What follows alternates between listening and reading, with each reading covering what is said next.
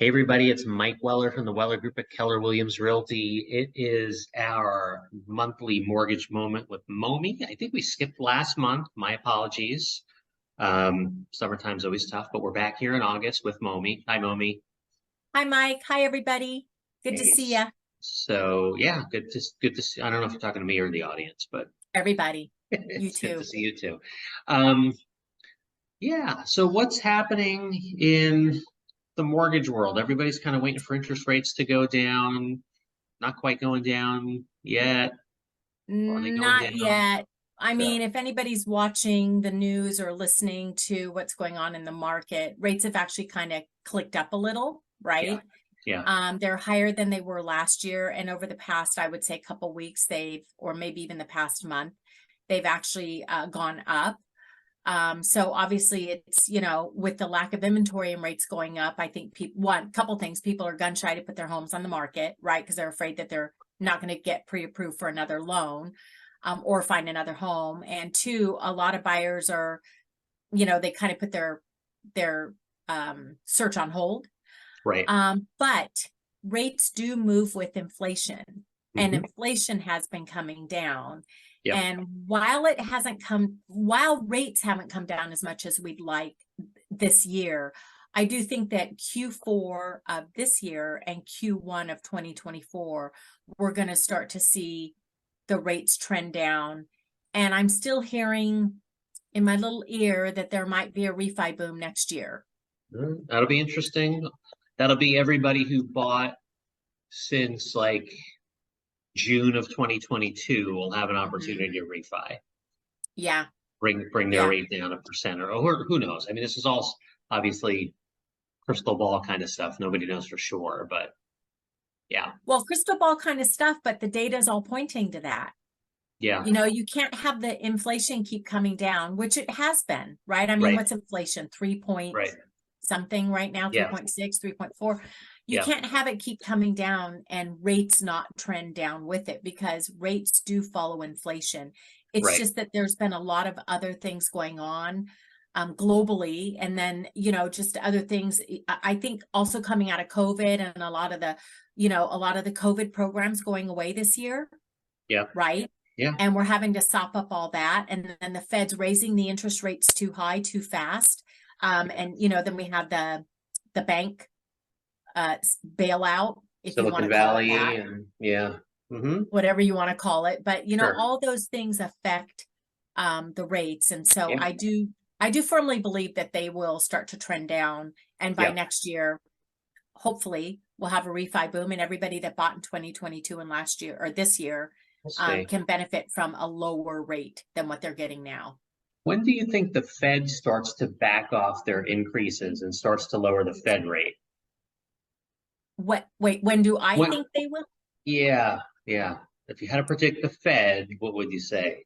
If I were to predict the Fed, let's see, when is our next Fed meeting? I'm not sure when the next meeting is exactly. It might be next month. Yeah. I don't think there's one in August, but it's No. always on a Wednesday. I think they're going to evaluate what inflation is going to be doing, and they might actually pause.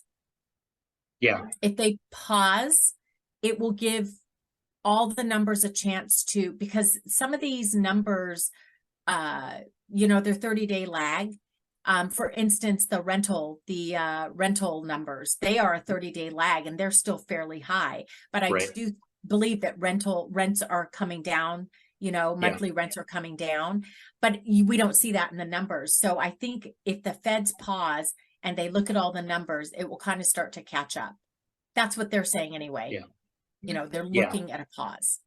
Well, yeah, to this point, they've been pretty aggressive with it. Even when the inflation numbers started to lag, they still kind of were, they didn't want to, you know, uh, pull, let off the gas too soon, I suppose. But we'll see going forward. So Well, and we don't want them yeah, to stay on the gas, because if they stay on the gas, Mike, it's no, it's going to have the opposite effect. we don't want them to. Correct, we don't want No, them to. it's But going to be that's what, bad. yeah, yeah, yeah. Yeah, So yeah. yeah. So So that's what I say. switching gears here. So there have been two loan programs this year, two first time buyer programs. Correct me if I'm wrong if they're not specifically first time buyer programs, but one I very much like, and we have utilized it multiple times. And the other one I very much did not like, but the whole world seemed to like it. Nah, I mean, I'm over exaggerating, but a lot of realtors really loved it. And I did not love it for a few reasons. Both of those programs have had some changes, or they're both worth talking about, I think, right? So one, let's start off with the closing cost program, which is the one I really liked. That was 3% in closing costs up to 25. 25,000, right? So basically you could buy like a house up to $833,000 and get your full and get 3% in closing costs. If you're buying like a million or something above, you're still getting 25,000. That program's changed a little bit. Want to talk about that? Yeah, just a little bit. And I do want to clarify, and we've talked about a little before, it is strictly a lender credit towards closing costs. Yeah, It's not a down payment assistance. It doesn't need to be paid back. It's not a silent loan. It's not anything like that. It is strictly a lender credit for closing costs. yes, It's maxed out now at 15,000. And the reason that it's maxed out there is because one, the lender didn't want to run out of funds. They still want right. to help more buyers purchase homes. And if they can help by giving a lender credit for closing costs and helping the buyer buy the rate down to get a lower payment, maybe even qualify better, Yeah, the funds will last a little bit longer by lowering it to 15,000. But what they also found is that for those that could qualify for the $25,000, they weren't using all of the 25,000. right. Like it would pay all their closing costs and then they would buy the rate down and they might only use 19 of it. Sure. Yeah. So they kind of looked at that across the board and lowered it to 15. It is not actually a first time home buyer program. You just cannot own a home at the same time that you utilize that program. Okay. Yeah. So if you own a home and you're selling it and you're buying up or down, Yeah. your other home has to have sold before you can utilize it. Yeah. Sold the day before, and then you can, so I would set it up that way as using it. If it's Okay. contingent. Yeah. Well, thanks for correcting me, clarifying that on Yeah. that one. The other program was the Dream Home program. It was basically it was like the Dream for All program, and that was the one where it was basically like a 20% down payment assistance, right? You didn't have to put anything down. You'd get an 80% regular mortgage, and then you'd get a 20% second mortgage, but the second mortgage was just an equity share, which I hate. And I think most people don't like. It's great now, but like when you project it out in the future, I don't know how great of a deal it was. So I wasn't really a fan of that. Everybody loved it. And then it went away in like 3 weeks, but it's coming 21 back. days. 21, 21 days. like 3 weeks. Yeah.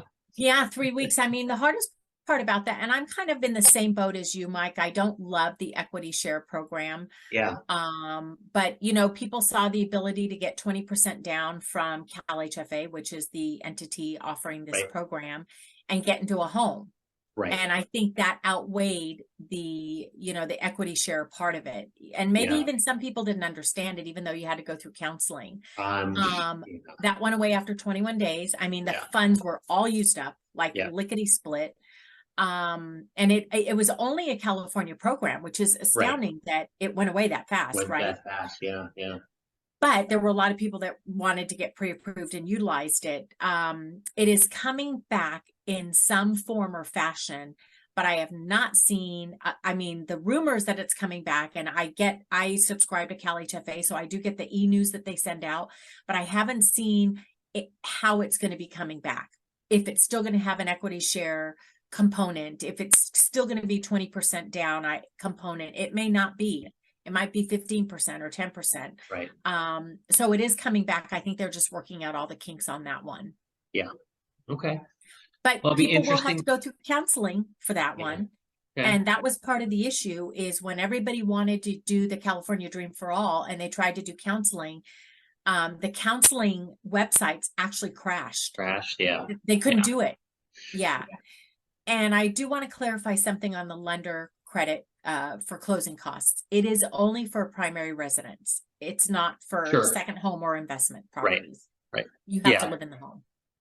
No, that all makes sense. That all makes Yeah, sense. yeah. Okay. I think we've covered it all.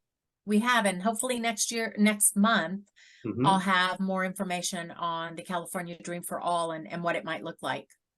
Yeah, you better. I hope so. No, sure we will. We'll see. We'll see. Yeah. So, okay. Okay. All right. Well, thanks. Good seeing you on here, Momi. Thanks for joining us and Good seeing you everybody. too, Mike. And we'll be back next month. All right. All Bye, right. everybody. Take care, everybody.